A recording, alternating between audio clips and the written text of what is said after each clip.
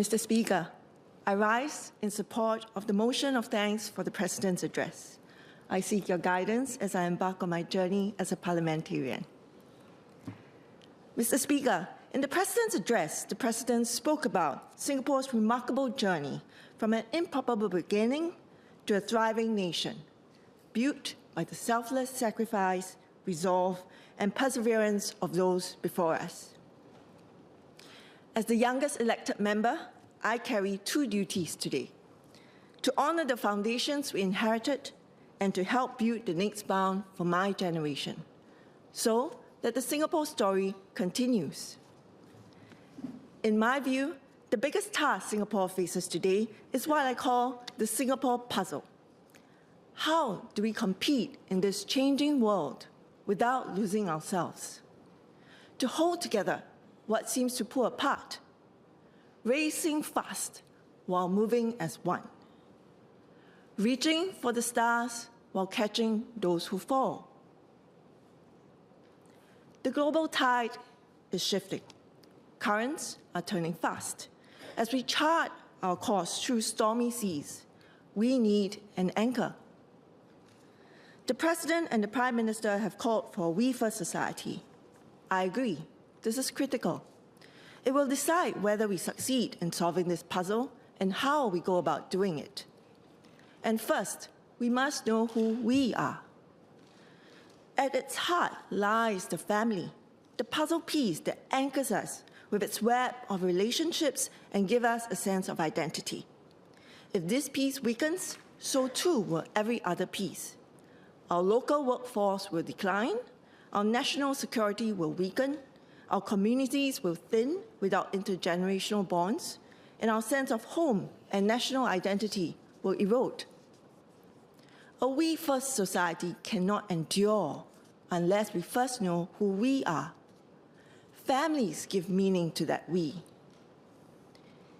Young parents today are stretched, striving to build their careers but strained by caregiving responsibilities, cost, and the unpredictability of early childhood. The pressure is real, but so too is our ability to ease it. The government saw the challenge and acted. This is something to be proud of, and this is just the beginning. This is perhaps the best time in Singapore to start and raise a family, because the government is listening, learning, and determined to act. I will play my part to speak on policies that strengthen families, so that the family puzzle piece can maintain its place in the heart of the Singapore puzzle. Over the years, the family puzzle piece has changed in shape. It no longer fits as before. Working parents face a widening care gap. Technology has rewritten the playbook on raising children, and our seniors seek connection in this fast-changing world. If the pieces do not align, the picture will reveal its fault lines. Mr. Speaker, in my speech today, I will focus on the care gap facing working parents, but the other corners of this puzzle piece are no less important. First, on the care gap. Many in my generations are young parents or parents-to-be. We grew up in a Singapore that was prosperous and stable. We have been given opportunities our parents could only dream of. We take pride that Singapore consistently punches above its weight internationally. We see no need to compromise. The world is racing ahead, and so must we. We must move quickly to find our niche in a contested and fragmented global market, adapt our people for new technologies like AI. We must stay competitive and hungry. But at home, we're stretched, caring for young children, aging parents, and coping with the rising cost of living. We are ambitious, but often exhausted. Many still aspire to marriage and parenthood, but the reality of raising a child in today's Singapore weighs heavily on young parents. 4 in 10 cite stress as a main reason for not wanting children. Young parents today want to be present for their child. Many prefer not to rely on a domestic helper or on the help of grandparents. Others do not have the benefit of either of these options. This means that young parents are often saddled with heavy caregiving responsibilities. The problem is exacerbated by the increase in dual-income families.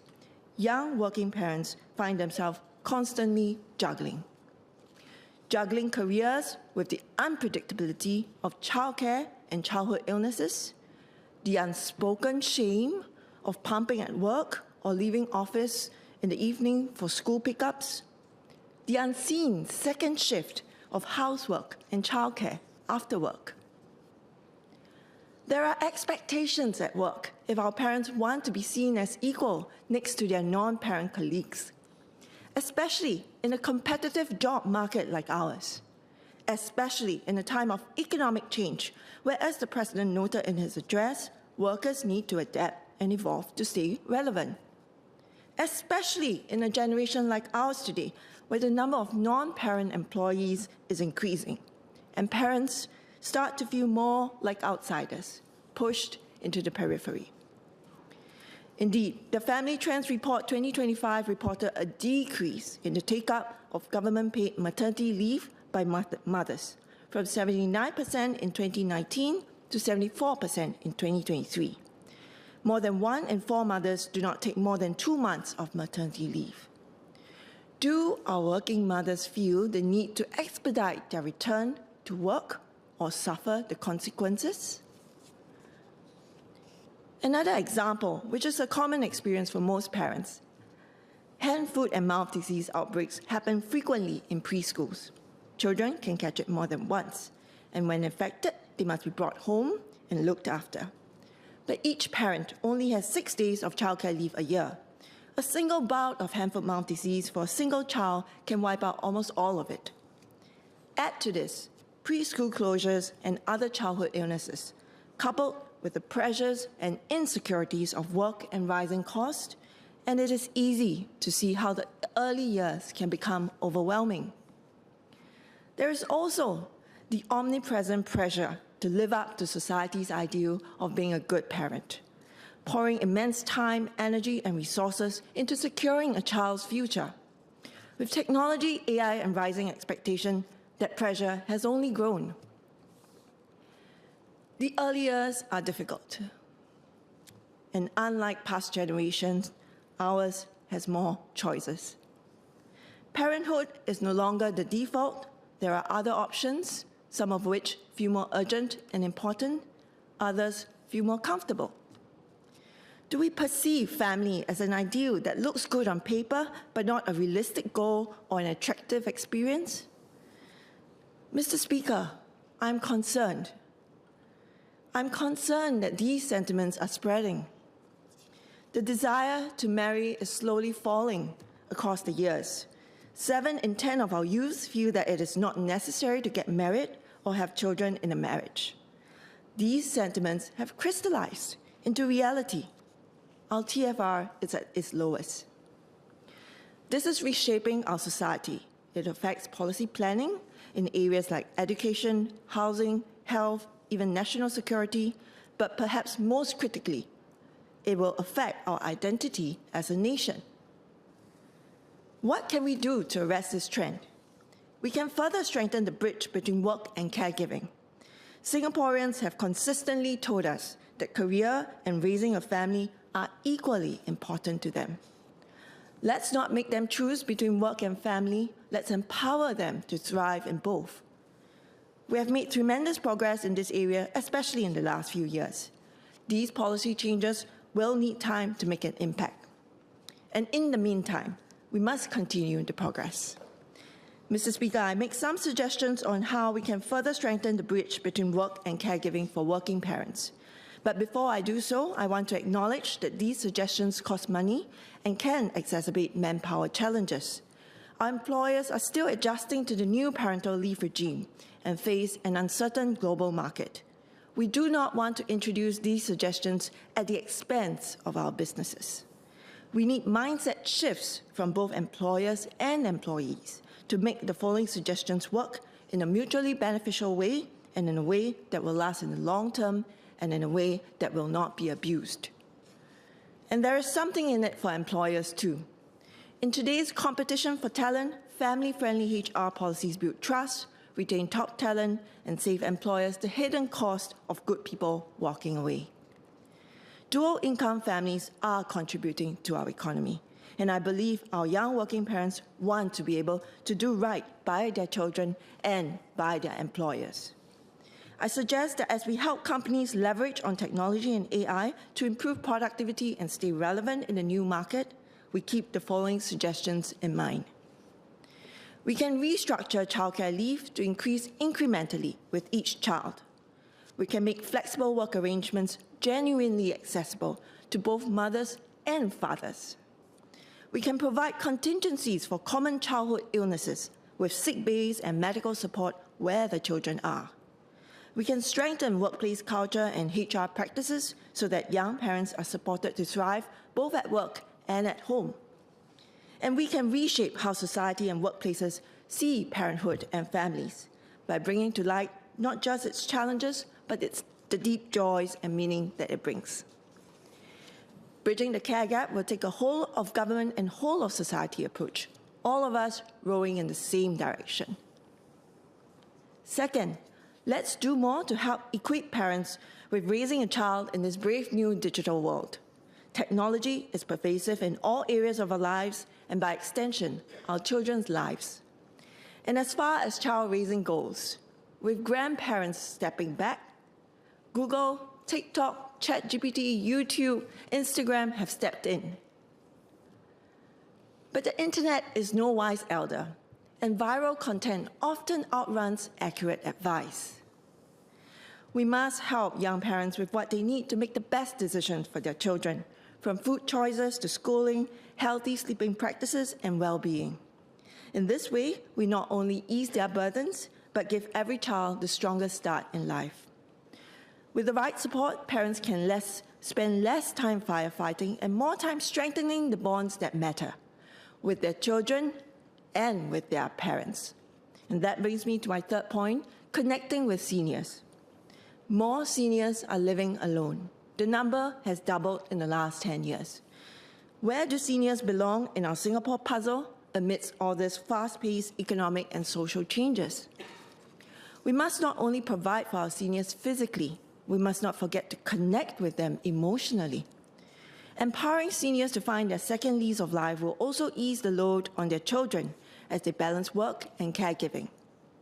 We can bring together active aging centers and schools, seniors reading to children, youths teaching digital skills to seniors, youths inventing interactive games to train seniors' agility and memory, and seniors passing on life lessons that cannot be found in textbooks, lessons especially important in this age of AI. We can also create opportunities for intergenerational sports. Pickleball, I understand, is popular across all ages. In closing, we're at a crossroads. What the Singapore puzzle will look like at SG100 depends most of all on today's young parents and those deciding whether or not to be parents. The suggestions raised will come at a cost. We must decide whether it's worth the cost. We as a society must ask ourselves, do we want to have children? What does it take for us to build families and have children? Families are not just a private choice. They are a public good. They shape the strength of our workforce, the resilience of our national defense, the cohesion of our communities, and the depth of our national identity. If we want Singapore at SG100 to remain cohesive and stay ours, we must start now to secure the foundation. Let Singapore be a place where our children grow up with roots to ground them and wings to let them soar. We must solve the Singapore puzzle together and shape the next bound of Singapore, not as bystanders, but as builders of our common future. In Chinese. 议长先生，在我看来，新加坡当下面对最大的挑战，是我称之为新加坡拼图的命题。怎么在全球竞争中快马加鞭，同时又与国人携手同行？摘星追梦之余，不忘扶弱。要解这道题，先要把家这块拼图稳住。一旦家稳住了，或这块拼图松动了，其他板块就必定会移位。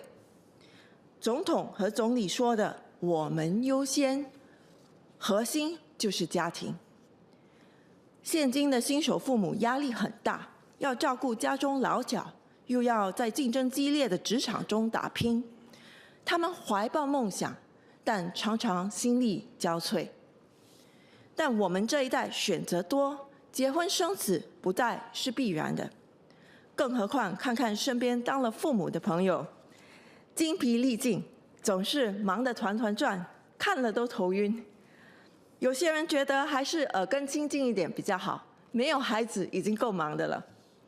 面对这样的压力，许多亲人好友也劝说，一个孩子就够了，或者没有孩子也 OK。渐渐的，越多人选择少生，甚至不生。我希望我们能一起为年轻父母减轻负担。政府已经在近几年迅速采取了行动，推出了一系列的政策，支持年轻父母成家。这只是一个开始。现在也许正是新加坡最适合成家立业、养育下一代的时期，因为政府在聆听、在学习，并且下定决心要采取实际行动。我会推动支持家庭的政策，让家庭在我们的新加坡拼图里找到他自己的位置。其中，我提议国会探讨几个项目：一、支持年轻父母在事业与照顾幼儿之间找到更好的平衡，例如让育儿假依照孩子数量逐渐增加；支持年轻父母可以灵活性工作，探讨如何在托儿所为儿童常见的简单疾病提供应对措施，以及培养真正支持家庭的企业与职场文化。二、支持父母引导孩子在数码与科技时代健康成长。三、支持乐龄人士真正的享受快乐人生，身心健康，同时也为他们的子女减轻看护责任。但最重要的，莫过于要让年轻国人与政府合作，一起出主意、下功夫，共同拼出一个属于你我的新加坡拼图。我们必须坐下来正视这个现实，认真的思考 SG100 来临时，我们想要看到的新加坡社会长什么样子？是家小人少，劳动力削弱，长辈和晚辈渐渐疏远，家的感觉和对国家的认同淡化，还是家在人在，年轻父母可以安心工作，快乐养育孩子，把家的感情和责任接得稳，传得下，让你我熟悉的新加坡文化和新加坡故事代代相传，继续传承先辈留给我们的新加坡。最清楚状况的就是每天承受这些压力的年轻一代。我期盼年轻的国人参与完成这幅新加坡拼图。若年轻一代置身事外，让社会与我们的理念和理想渐渐疏远，那么在众多诱人的选择面前，我不能确定国人会继续选择新加坡。我诚挚邀请年轻人与我一同参与国家的未来进程，提出你们对国家的期许与建设性意见，共同做出选择，选择新加坡。谢谢。